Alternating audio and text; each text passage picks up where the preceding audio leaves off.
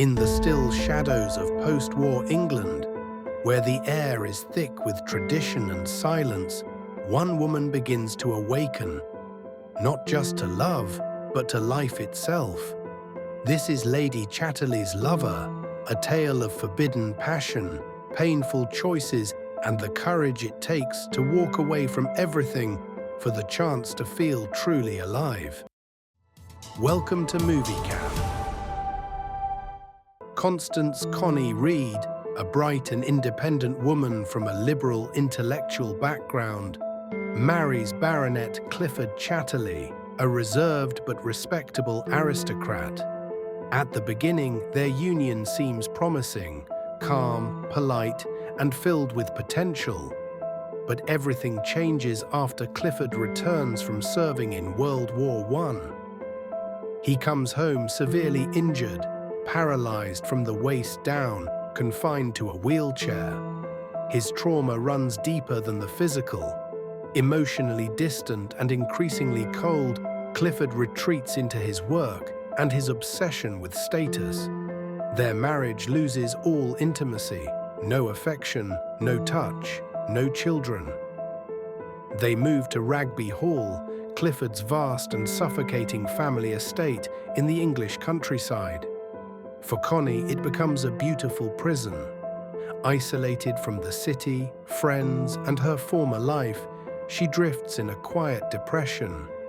The air is heavy with duty and silence. Her only role is to serve as Clifford's companion and caretaker.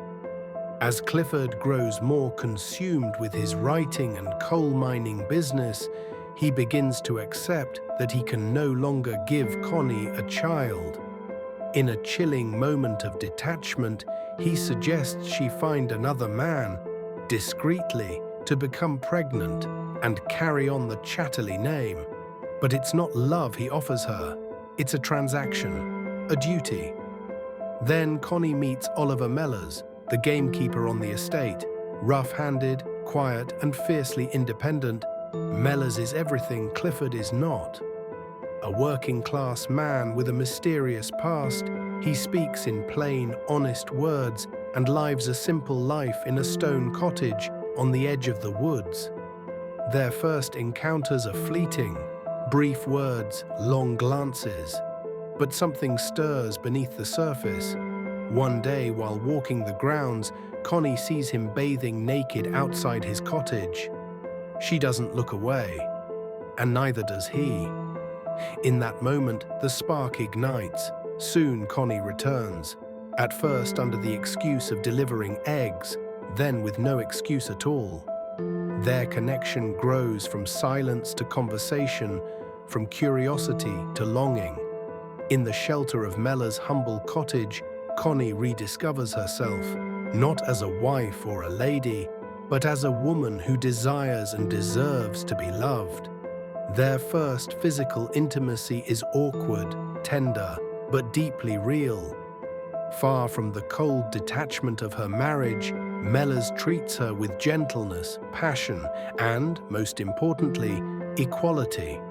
As they make love in the rain, in the woods, in his bed, the natural world becomes their sanctuary, untouched by social judgment or rules. But love like theirs cannot stay hidden. Connie begins to change. She glows with life, her appetite returns. Her steps are lighter, but the staff at Ragby notice. Whispers begin to spread. Clifford, still prideful and unaware, grows suspicious.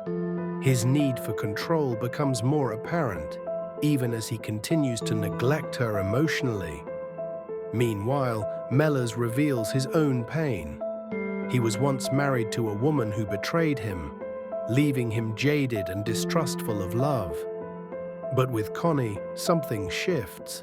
She isn't just a fling. She's the first person who sees him as more than a servant. Then everything begins to unravel. Connie learns she is pregnant, and with that, the fantasy must face reality. Her affair is no longer just passion.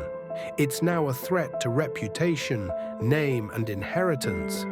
She confesses the truth to Clifford, who is furious and humiliated. His earlier permission, when it was theoretical, is now a bitter pill he cannot swallow. Worse, Connie refuses to name the father. Clifford offers her a cruel solution: give the child his name and return to being his wife. Publicly, at least. Connie says no. Her sister Hilda, upon learning about the affair, takes her to London and then to Venice to help her forget Mellors. But Connie is resolute. She doesn't want comfort. She wants truth. And her truth is Oliver Mellors. In the countryside, Mellors is fired. He leaves Rugby and takes up work elsewhere, waiting for a sign, any sign, that Connie will choose him, that she'll risk it all for their love. In the final scene, Connie writes him a letter. A simple, hopeful message.